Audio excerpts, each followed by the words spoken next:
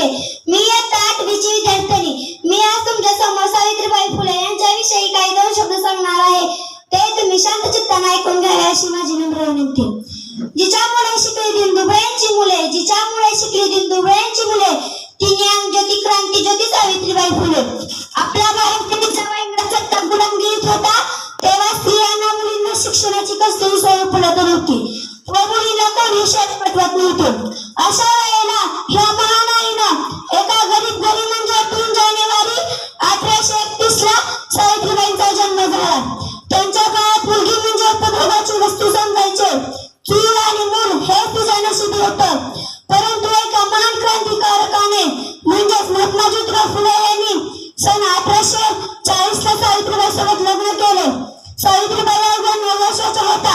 त्यांना वृद्धावस्था काढलेली होतं. महात्मा ज्योतिराव फुले यांनी सावित्रीबाईला लिहायला वाचायला शिकवलं. त्या गणित शिकल्या. मित्रांनो, जेव्हा महात्मा ज्योतिराव फुले सावित्रीला धडे शिकवत असत त्यावेळेला ते लोक त्यांच्यावर टोमणा मारायचे, थट्टा करायचे. परंतु त्यांची शिक्षण घेण्याची मनापासून तयारी होती. त्यांनी आपली जिद्द कायम ठेवली व त्या बरेच काही गुण शिकल्या. शिक्षित झालेले विद्यार्थी मित्रांनो, ज्योतिबाच्या मनात स्त्रियांना समाजकानावर स्थान मिळावे म्हणून त्यांनी स्त्री शिक्षणाचा पाया रचला. पुण्यामध्ये सन 1848 ला मुलींची पहिली शाळा काढली व त्या शाळेच्या पहिल्या महिला म्हणून सावित्रीबाईंची निवड केली. मित्रांनो, त्या काळात लोक आळाने अज्ञानी होते आणि जेव्हा सावित्रीबाई मुलांना शिकवायला निघाले होते त्यावेळेला ते लोक त्यांच्या शेणनगर फेकायचे. बरेचदा बाईंचे कपडे घालायचे.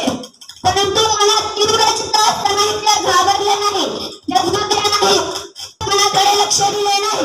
अपमानाची दिशा मनाकडे वळवली व शिक्षण सुरू ठेवले. मित्रांनो, आज जर कोणी शिक्षकांच्या अंगावर शेणदगड फेकत असेल तर काय होईल? तुम्हाला आम्हाला काही खपा आहे का? शेतकऱ्यांच्या मुलींना दिवसा वेळ मिळत असेल म्हणून त्यांनी सन 1864 ला अनाथ बालश्रम सुरू केले. या कार्यक्रमाचे इंग्रजांनी स्वागत केले. हे महान कार्य स्त्रीने संपूर्ण स्वातंत्र्याकरिता केले याचे आम्ही ऋणी आहोत. एकही वर्ग स्त्री त्याचे उत्तर देऊ शकणार नाही. मित्रांनो, आज जर प्रत्येक स्त्रीनं किंवा मुलीने सावित्रीबाईच्या फोटोला हार लावून जरी पूजा केली तरी काही कमीच आहे. पुण्यामध्ये 28 नोव्हेंबर 1890 ला प्लेगच्या साथीने महात्मा ज्योतिराव फुले